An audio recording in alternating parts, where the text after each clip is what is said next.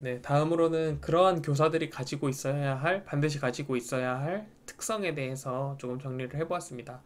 첫 번째로는 당연히 열정인데요. 최선을 다해서 학생을 가르쳐야 합니다. 왜냐하면 학생들도 교사의 마음을 알고 있기 때문이죠. 그러니까 열정이 있는 교사들 같은 경우는 어떻게든 하나라도 더 알려주려고 하고 또 하나라도 더 어, 가르쳐주기 위해서 이제 노력하고 학생들의 문화나 학생들의 생각을 이해할 수 있게 하기 위해서 노력하는 모습들을 보이겠죠. 그래서 그런 부분들을 우리가 신경을 써야 된다 하는 부분이 있겠습니다. 제가 이제 고등학교 때 만났던 선생님 중에서 시험 기간에 그 모르는 게 있어가지고 선생님 이거 모르겠는데요. 전반적으로 다 이해가 안 되는데요. 이렇게 말씀을 드렸더니 그러면 그 이번 주 토요일 날 우리 집으로 오면은 가르쳐 주겠다라고 말씀을 하셨어요. 근데 그 선생님이 저희 한 어머니 뻘 되는 선생님이셨는데 그 집으로 불러서 미분적 부분에 대해서 설명을 해주셨습니다. 그때 이제 친구 한 명이랑 같이 갔었는데 음, 선생님이 이제 사과를 갖다 놓고 사과를 깎아 주시면서 잘 봐라 이렇게 그때 이제 선생님 사과를 깎아 주셨거든요. 사과가 이렇게 있잖아요. 그럼 사과를 이렇게 딱 자르시는 거예요. 자르더니 이거를 이렇게 얇게 막 잘라. 막 자르는 걸 보여주면서 명근아 이게 미분이야. 이렇게 잘게 자른 단면들 이거를 아주 얇게 면처럼 자르면은 이거의 넓이를 구할 수 있지 않겠니? 그래서 그럴 것 같습니다. 그랬더니 근데 봐봐 얘는 하나는 면이지. 근데 지금 잘라놓은 걸 다 붙이면 어떻게 돼? 그러면 공간이 됩니다. 부피가 되겠네요. 이렇게 했더니 선생님이 맞다. 이게 자르면 미분이고 잘랐던 거를 다시 붙이면 적분이 되는 거다. 그래서 미분 적분의 개념을 그때 정말 딱 깨달았습니다. 그래서 미분이란 이런 거고 적분이란 이런 거구나 하는 것들을 딱 배울 수가 있었죠.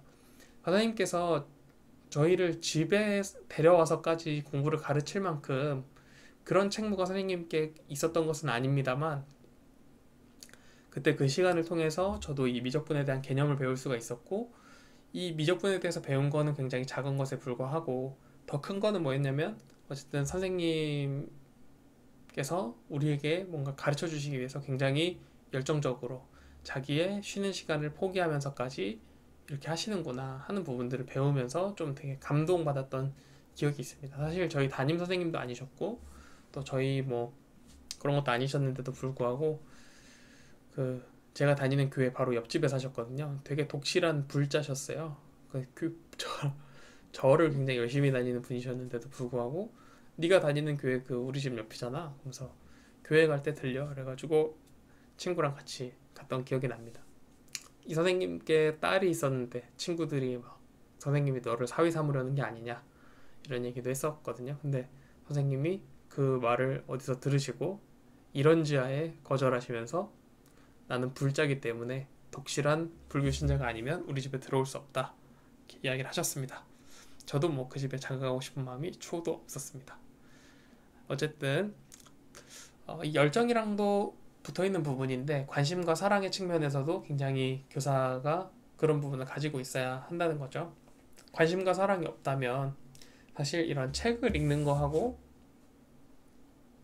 선생님께 배우는 거, 학교에서 선생님께 배우는 거하고 다를 게 없겠죠. 그래서 학생을 대할 때 어떤 관심과 사랑의 마음으로 학생을 대해야 한다라는 점에서 교직이 가지는 특수성이 있다는 것을 여러분들이 이해하셨으면 좋겠습니다.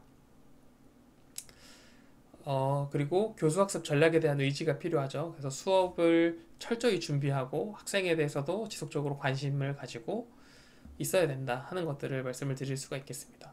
즉, 수업을 철저히 준비하려면 수업 내용에 대한 준비뿐만 아니라 수업의 구성도 우리가 적절하게 이해하고 있어야 합니다. 그래서 어느 시점에 학생들에게 주의를 환기시킬 건지, 언제 학생들이 어려워하는지 등등을 파악해서 적절한 수업을 설계하고 구성해서 학생들이 최대한 많이 얻어갈 수 있게끔 하는 수업을 진행하는 것이 교사들에게도 필요하겠습니다. 뿐만 아니라 교사의 인격을 통한 사범적 행위가 전달이 되어야 하는데요. 이거는 무슨 말이냐면 교사의 인격을 통해 학생들이 배운다는 거죠. 가령 저희 지도 교수님 같은 경우에 제가 굉장히 존경하는데 어, 그런 모습을 많이 보여주셨어요. 그러니까 어려운 사람들을 도와주고 또 이렇게 형편이 어려운 사람들을 챙겨주고 자기를 희생하고 보통 이제 일반적으로 어, 지도 교수님들이 지도 학생들한테 잘 그러긴 쉽지 않은 경우도 많거든요. 근데 저나 제 아내나 둘 다 이제 그런 지도 교수님들을 만나서 되게 즐겁게 공부할 수 있었던 것 같습니다. 그러니까 저희 교수님 같은 경우는 뭐 어려운 학생이 있으면 불러가지고 상담도 하고 또 현실적으로 도울 수 있는 방법을 물색해주고 또 아는 가까운 분이 있다면은 소개해서 알려주고 하는 등의 그런 많은 도움을 주셨고요. 저도 이제 그런 거를 보고 배우다 보니까 어려움에 처한 학생들이 있거나 또 교회 안에서 어려운 일이 있으면은 뭐 도와주고 그런 부분들을 이제 저도 배웠던 것 같습니다. 제가 이 약간 사족으로 여러분들 주의 환기를 위해서 웃긴 얘기를 해보자면 제가 이제 대학교를 다닐 때 교회에서 주는 장학금이 있었어요. 그 장학금이 어떤 장학금이냐면 좀 생활 수준이 어려운 학생들을 대상으로 주는 장학금이에요. 근데 제가 옷을 맨날 이제 이렇게 입고 다니고 추레하게 입고 다니니까 저희 그 교육부 담당 전도사님이 저를 그 장학생으로 추천을 해주신 거예요. 근데 사실 저희 집이 그렇게 당장 뭐 학비를 못 낼 만큼 어렵지 않았고 또 뭐 사실 가구 소득으로 따지면 웬만하면 뭐 지금 교수님들보다 더 저희 부모님이 잘 벌고 있었고 이제 장사하시니까 뭐 돈적인 측면에서 그렇게 막 부담스럽게 살지 않았는데도 불구하고 제가 행색이 초라하는 이유로 저를 이제 그 장학생으로 추천해 주셨던 기억이 납니다. 그래서 전도사님이 저한테 명근아 너 이번에 장학금 대상자로 추천했다 이렇게 얘기를 하시길래 아유 전도사님 아닙니다 저희 괜찮습니다 저 먹고 살만합니다 이렇게 했더니 전도사님이 대뜸 화를 내시면서 도움을 받을 줄도 알아야지 도울 수도 있는 거야 그러면서 도움받는 건 부끄러운 게 아니야 이렇게 말씀을 하셔가지고 아니 그게 아니라 저희 진짜 괜찮은데요 이렇게 하면서 결국 주변에 있던 친구가 등판해서 얘 옷만 이렇게 입고 다니지 평소에 잘 먹고 잘 다닌다 이렇게 이야기를 해줘서 결국은 그런 오해들이 풀리고 장학금을 못 받을 수 있었습니다. 네, 어쨌든 그런 교사의 성품, 교사의 어떤 학생들을 대하는 태도나 학생들을 만나는 그런 모습들 그런 걸 통해서도 충분히 학생들이 더 배울 수 있다 하는 점들을 염두에 두고 있어야 한다는 거죠. 그렇기 때문에 정말 조심해야 될 게 교사의 말, 행동 하나하나를 다 조심해야 됩니다.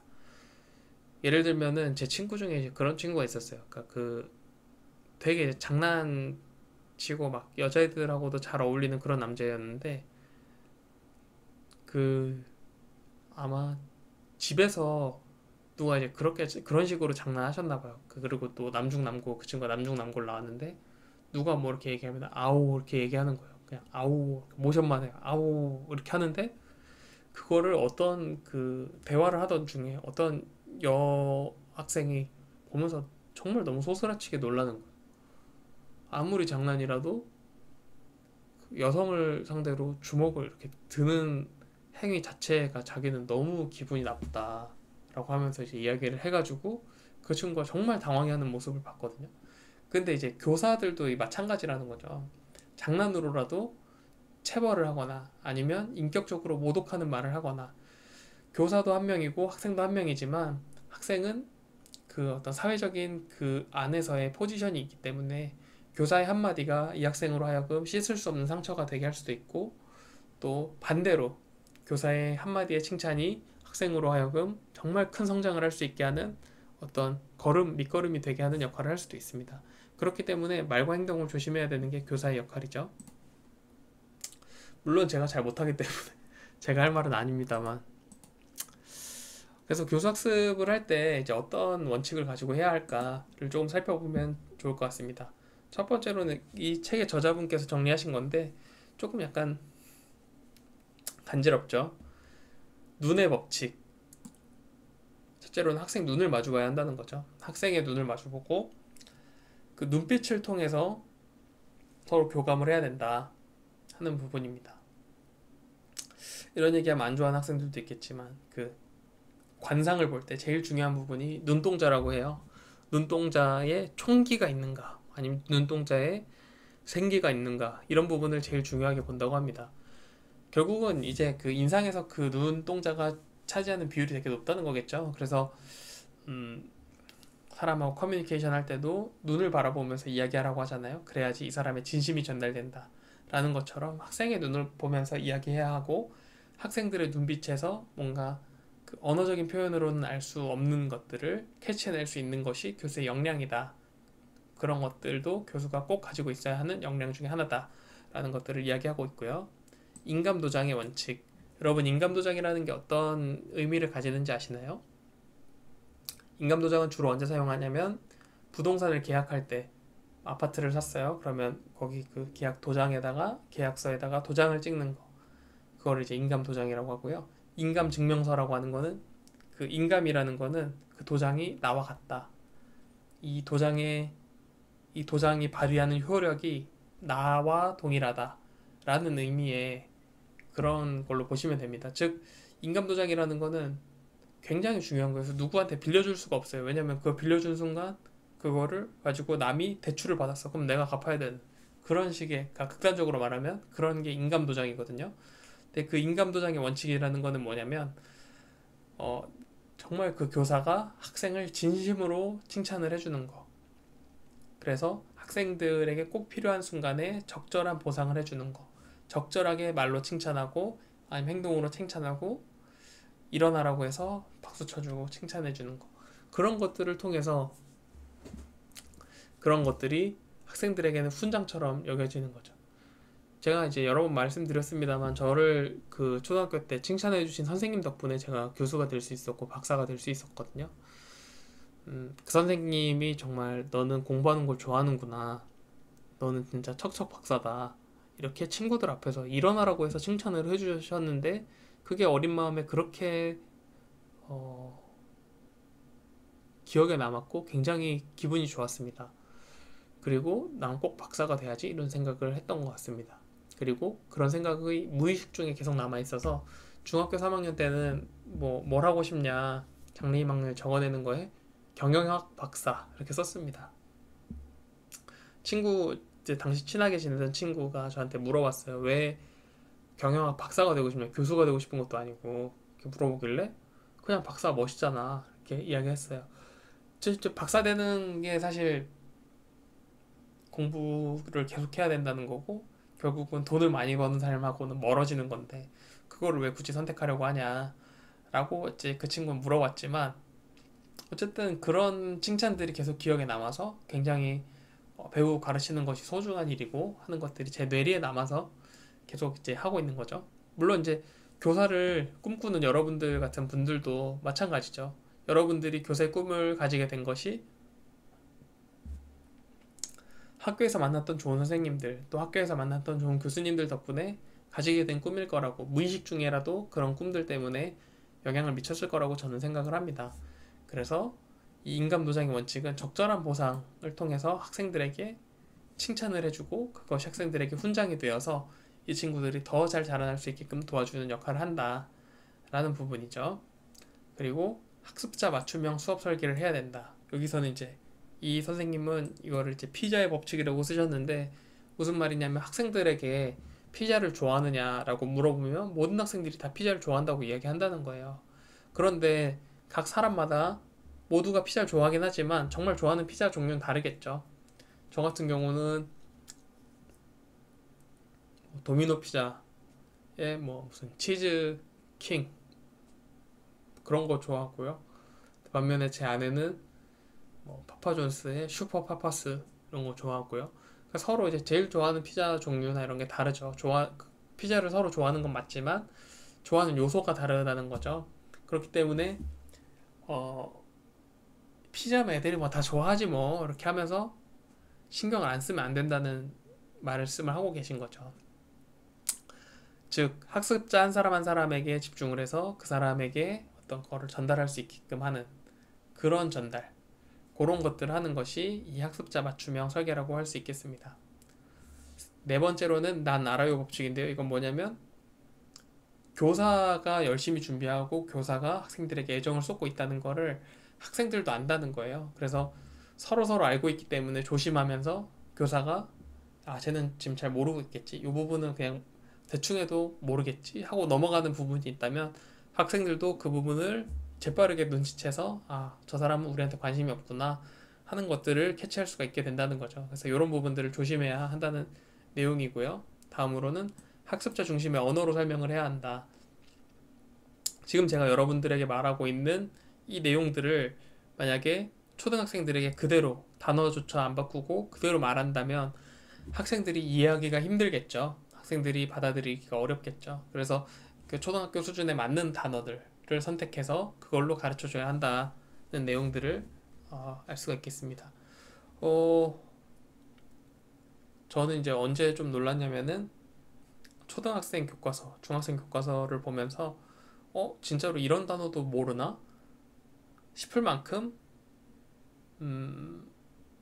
쉬운 단어들의 주석이 달려있는 거를 보면서 제가 이제 좀 느끼게 됐죠. 왜냐면 주변에 제가 주변에서 만나는 사람들이 대부분 대학 교수님들이잖아요. 그러다 보니까 평균 이제 쓰는 어휘에 눈이 조금 높아진 거니까 제 어휘가 좋다는 게 아니라 사실 제 어휘도 이제 되게 낮은 수준인데 그 같이 어울리는 분들의 어휘 수준이 높다 보니까 그분들의 말하는 거나 쓰는 단어나 이런 것들을 보면서 정말 되게 고급스럽다 이런 인식을 받으면서 있다 보니까 저도 모르게 눈이 여기 이제 달리게 되면서 학생들의 눈에서 보는 그런 부분들이 많이 약해진 게 사실입니다. 특히나 이제 대학생들 같은 경우는 그래도 좀 제가 수업을 하고 이러니까 좀 괜찮은데 뭐 중학생 더 어리게는 뭐 초등학생들하고는 이야기 나누기가 더 어렵다는 거를 조금씩 느끼고 있습니다. 과연 이러다가 아이를 낳아서 어떻게 키울 수 있을지 그것들을 이제 고민하고 있는 중입니다. 어쨌든 이렇게 쉬운 말로 또 학생들이 간명하게 명확하게 이해할 수 있는 말로 수업을 해야 한다는 부분들을 말씀드릴 수가 있겠고요. 다음으로는 수업 기법을 개발해야 합니다. 그래서 단순히 말로만 설명하고 지나가는 수업 방식이 아니라 여러 가지 수업 방식을 도입해 볼 수 있겠죠. 실습을 해보게 한다거나 아니면 이 PBL, 프로젝트 베이스드 러닝이라고 하죠. 그래서 어떤 프로젝트를 주고 너네가 한번 연구 보고서를 작성해봐라 하는 식의 아니면 너네가 한번 실제로 봉사활동을 하면서 봉사활동을 기획해보고 실천해보면서 이 전체를 평가하는 하나의 틀을 만들어봐라 하는 형태의 프로젝트를 주고 그 프로젝트를 하는 과정에서 학생들이 잘 배울 수 있게끔 도와주는 그런 게 이제 PBL인데요. 그런 걸 할 수도 있겠고 뭐 토론 수업을 해볼 수도 있겠죠. 또 NIE라고 해서 이 신문 활용 교육 방법도 있습니다. 이건 사실 이제 제가 초등학생 때 많이 유행했던 방법인데요. 이게 뭐냐면은 신문을 읽으면서 신문 안에 나온 내용들을 가지고 교육을 하는 거예요. 가령 이제 뭐 신문에 뭐 어떤 금융에 관련된 기사가 나왔어요. 그러면 그 기사에 있는 내용 중에 모르는 내용을 밑줄 치고 선생님이 이제 그런 자료들을 나눠주는 거죠. 그래서 신문을 스크랩해서 붙이고 여기서 이런 내용들이 있었다 하는 것들을 쓰고 또 그것이 미치는 파급 효과들에 대해서도 생각해 볼 수 있는 그런 교육 방법이 이제 그 NIE 교육 방법인데요. 이런 것들도 이제 가끔 하면은 학생들이 재밌겠죠. 여러 번 뭐 안 해보던 걸 하는 거니까. 그래서 이제 그런 식으로도 수업을 할 수가 있고요. 단순히 뭐 강의를 할 수도 있고 강의도 그냥 강의를 하는 것이 아니라 여러 가지를 조절할 수가 있어요. 가령 수업 교재를 조절한다던가 아니면 수업 교구를 디자인할 수도 있고요. 아니면 말투나 어떤 태도, 행동 같은 것들을 컨트롤할 수도 있습니다. 여러분 그 스티브 잡스가 아이폰을 처음 들고 나왔을 때 프레젠테이션 하는 거 보신 적이 있으신가요? 그걸 보면은 정말 잘 계획된 굉장히 좋은 프레젠테이션이라는 거를 알 수 있는데요. 그거를 그래서 여러분 과제로 여러분들한테 좀 들어볼까 합니다. 그 프레젠테이션을 보시고 이 프레젠테이션이 얼마나 효과적인 교수 방법을 사용하고 있는지에 대해서 여러분들이 나름대로 표현을 해주셨으면 좋겠습니다. 그 잡스의 프레젠테이션을 보면 정말 잘 구성이 되어 있고 주의 집중을 하거나 주의를 환기시키는 방법을 굉장히 잘 알고 있어요. 그리고 중간에 갑자기 말을 멈춘다거나 아니면 빈 화면을 보여준다거나 하는 거를 통해서 아무 정보가 없는 거잖아요. 침묵 그리고 빈 화면 이런 걸 줌을 통해서 확 집중되는 효과를 만들어내는 거죠. 가령 여러분들 그런 경우 있으시죠? 수업 시간에 선생님이 무슨 말씀하셨는데 애들이 막 떠들어 웅성웅성웅성 막 시끄러워져. 그럼 선생님이 아무 말도 안 하고 가만히 계시는 거죠. 그럼 애들이 눈치를 보면서 갑자기 조용해지는 그런 경험 해보신 적 있으시죠? 그런 게 이제 침묵을 통한 주의를 환기시키는 효과 그런 것들도 있을 수 있고요. 아니면은 말에 높낮이를 주면서 정말 중요한 거를 작은 소리로 말한다던가 아니면 아주 큰 소리로 말한다거나 하는 식의 음의 높낮이를 줘서 수업을 구성하는 방법도 있겠습니다. 이런 것들은 이제 굉장히 좀 마이너한 부분들이고요. 근데 이런 것들을 얼마나 수업에 잘 활용하느냐에 따라서 교사의 능력이, 교사의 자질이 달라진다고 볼 수도 있겠습니다. 수업을 할 때 교사의 위치 또 교수의 위치가 정말 그 교탁 앞에만 서서 수업을 하느냐 아니면 교실 안을 돌면서 수업을 하느냐 아니면 칠판을 왔다 갔다 하면서 수업을 하느냐에 따라서 주의 집중도가 달라집니다.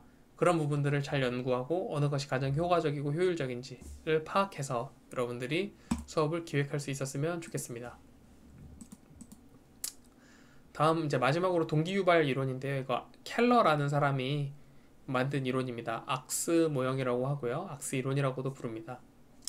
이 ARCS 이게 각각의 이 단계가 있는 건데요. 주의, 관련성, 자신감, 만족감 요거의 앞글자를 따서 악스가 되는 겁니다. 이런 식으로 이렇게 볼 수 있겠죠. 이건 이제 뭐냐면은 그 처음 주의를 환기시키는 거예요. 뭔가 새로운 자극을 줘서 학생들이 딱 집중을 하게 만드는 거죠. 그래서 뭐 어떤 자료를 주거나 아니면 어떤 새로운 환경에 들어가게 한다거나 아니면 새로운 자극을 주거나 새로운 시각 자료를 보여주거나 하는 것들을 통해서 주의를 환기시키고 두 번째로는 관련성이죠. 이 앞에 주의를 환기시킨 것이 기존의 내용하고 어떻게 연관이 되는지 기존하고 어떤 연관성이 있는지를 찾아보게 함으로써 학생들의 몰입도를 높이는 거죠. 그 다음에 이 수업의 목표나 수업의 어떤 달성해야 될 골을 제시하는 거죠. 그걸 통해서 학생들로 하여금 자신감을 얻게 만들어주는 겁니다. 그리고 그 자신감을 통해서 어떤 과업을 달성하게끔 돕는 거예요. 그러면 이거를 다 도달하고 나면 학생들이 만족감을 느끼겠죠. 그러면 어떤 의미 있는 피드백으로 학생들을 다시 격려하는 거죠. 그러면 만족하겠죠. 그러면 다음에 또 이런 상황이 왔을 때 재밌게 학습을 할 수 있도록 선순환 고리를 만드는 거죠.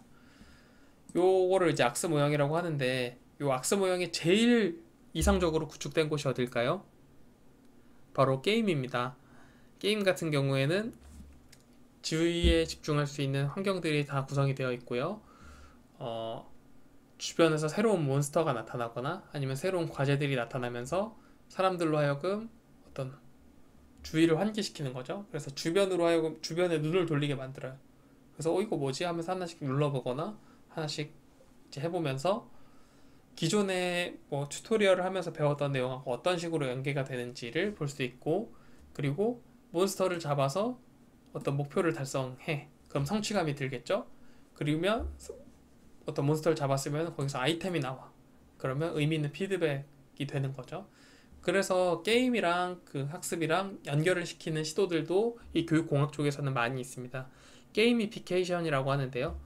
뭐 대표적으로 여러분 뭐 마법 천자문 같은 거 여러분들도 마법 천자문 세대신가요? 저는 이제 그 세대보다는 조금 앞에 세대인데 그래서 뭐 애들이 막 요만한 꼬맹이 애들이 서로 막 장난칠 때도 막 바람 풍 막 하면서 싸우잖아요. 땅지 그런 식으로 게임이랑 뭐 이런 것들을 접목시켜 가지고 교육을 하면은 머릿속에 이제 오래 남는다는 거죠. 그래서 그런 부분들을 이제 이해를 할 수가 있겠습니다. 네, 여러분 오늘 수업은 여기서 마치도록 하겠습니다. 오늘은 그 교직 중에서도 교수 학습에 대한 내용들을 살펴봤는데 전반적으로 그 가르치고 배우는 것이 상당히 중요하다 이런 내용들을 했었고 그 중에서도 교사의 역할이 굉장히 중요하다는 이야기도 했습니다. 그리고 교사의 특성에 대해서도 살펴봤고요. 어떤 식으로 학생들을 인커리징 해야 되고 또 어떤 마음가짐으로 학생들을 대해야 하는지에 대해서도 간략하게 살펴봤습니다. 마지막으로는 켈러의 악스 이론을 살펴보면서 어떤 식으로 동기 유발을 해야 학생들이 몰입할 수 있고 집중할 수 있는 환경을 만들어줄 수 있는지에 대해서도 말씀을 드렸습니다. 네, 여러분 긴 강의 들어주셔서 감사합니다.